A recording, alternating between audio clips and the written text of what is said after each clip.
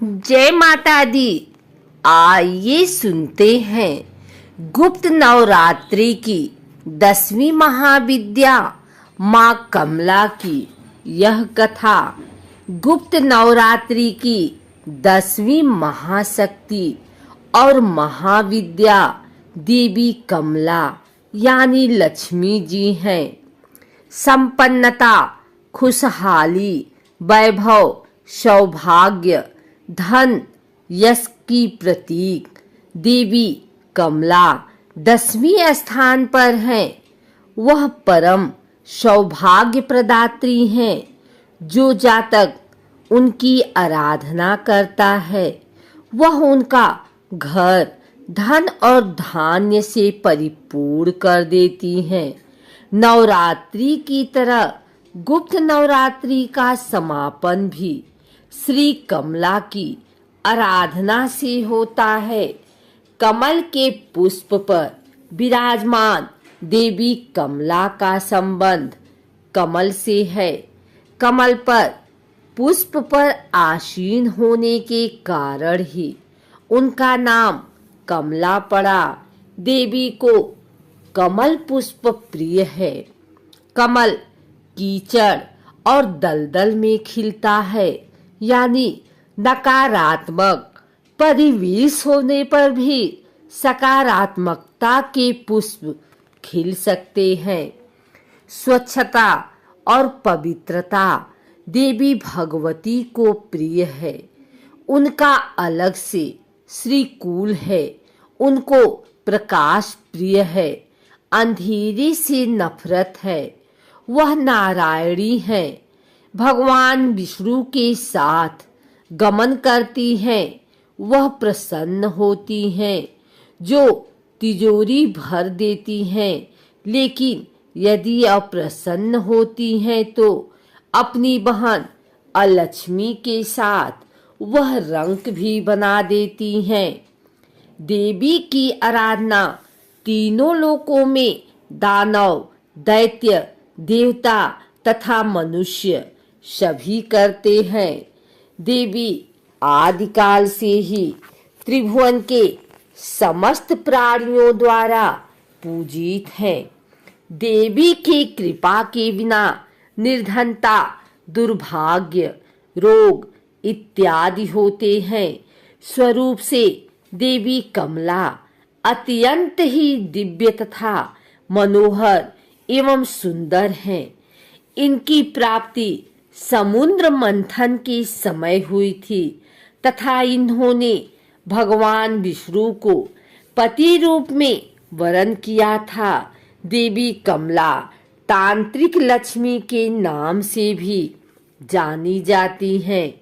श्री विद्या महात्रिपुर सुंदरी की आराधना कर देवी श्रीपद से युक्त हुई तथा महालक्ष्मी नाम से विख्यात भी। देवी कमला चतुर्भुजी हैं। उनका प्रादुर्भाव की कथा समुद्र मंथन से जुड़ती है। समुद्र मंथन के समय देवी भगवती अमृत कलश लेकर निकली। दिवाली इनका महापर्व है। 10 महाविद्या में कमला देवी की आराधना के साथ गुप्त नवरात्रि संपन्न होते हैं। वस्तुतः वही अन्नपूर्णा है। सौभाग्य और सौंदर्य की उपमा उनसे ही दी जाती है। कमला का अर्थ कमल के पुष्प से है। माँ सती का यह रूप कमल के आसन पर विराजमान है। साथ ही माता रानी जिस सरोवर में हैं, वहाँ भी चारों ओर कमल के पुष्प हैं। माता रानी ने हाथों में भी कमल के पुष्प ही पकड़े हुए हैं, जिस कारण उनका नाम कमला देवी पड़ा। माता कमला का स्वरूप मन को मोह लेने वाला व शांति प्रदान करने वाला है। माता का वर्ण सुनहरे रंग का है, जिसमें से तेज निकल रहा है। उन्होंने लाल रंग के वस्त्र पहने हुए हैं और कई तरह के सोने के आभूषणों से सुसज्जित हैं।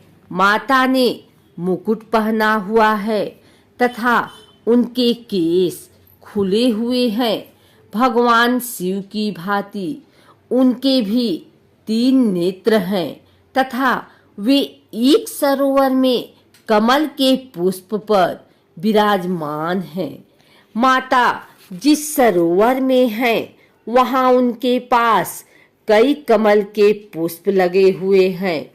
माता रानी के 4 हाथ हैं जिसमें से 2 में उन्होंने कमल के पुष्प ही पकड़े हुए हैं तथा अन्य 2 हाथ वर मुद्रा में हैं।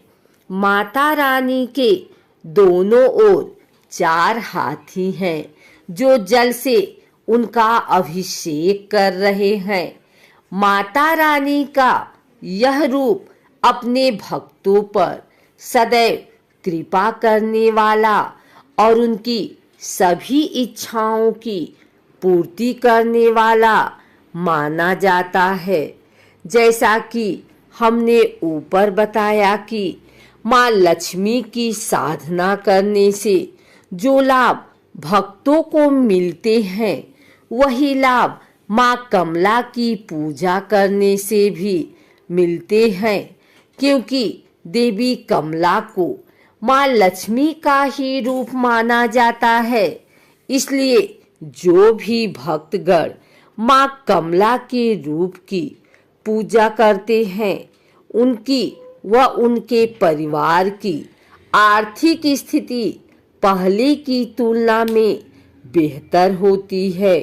उनके परिवार पर आया आर्थिक संकट दूर होता है तथा व्यापार में उन्नति देखने को मिलती है। व्यक्ति विशेष के सुख व वैभव में वृद्धि देखने को मिलती है तथा आर्थिक रूप से छाए संकट के सभी बादल छट जाते हैं। कमला देवी महाविद्या की पूजा मुख्य रूप से गुप्त नवरात्रों में की जाती है। गुप्त नवरात्रों में माता रानी की 10 महाविद्याओं की ही पूजा की जाती है, जिसमें से अंतिम दिन महाविद्या कमला की पूजा करने का विधान है। माँ कमला को अपने गुणों के कारण सभी देवियों व महाविद्या में सर्वोच्च रूप माना जाता है। माँ कमला से संबंधित रुद्रावतार कमलेश्वर महादेव हैं। माँ कमला को लक्ष्मी के समान प्रकाश पसंद है तथा वे अंधेरे से दूर रहती हैं।